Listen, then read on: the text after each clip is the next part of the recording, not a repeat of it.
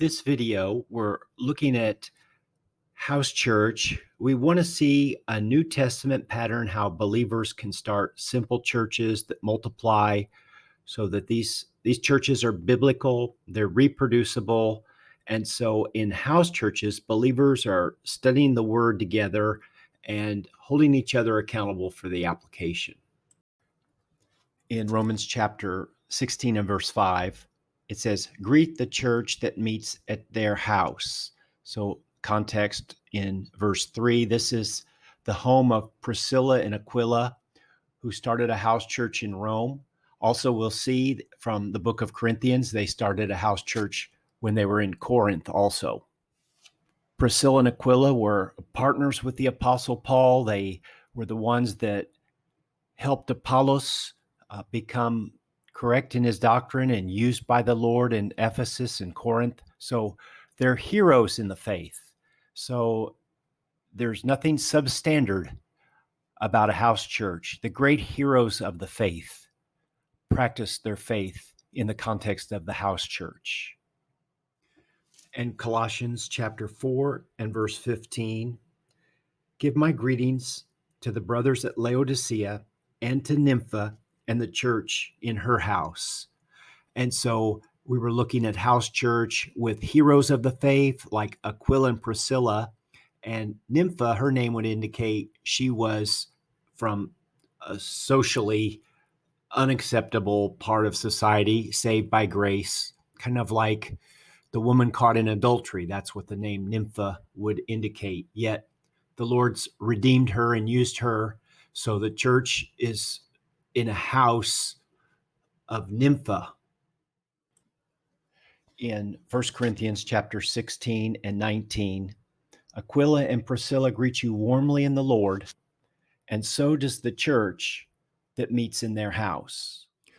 One of the practical applications of the house church is for new believers, they can begin to reproduce as they win others to Christ. They could start new churches.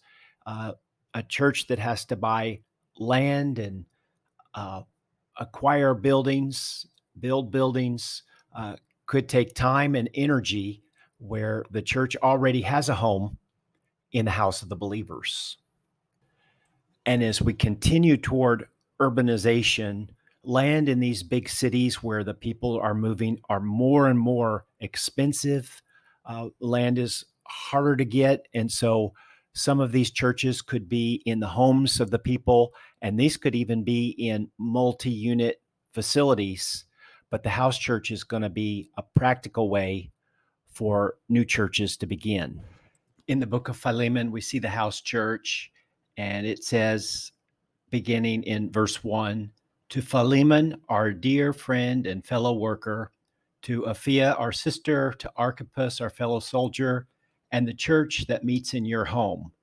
So that could apply to Philemon, Apphia, Archippus, or maybe any of the three of them if the church rotated from house to house.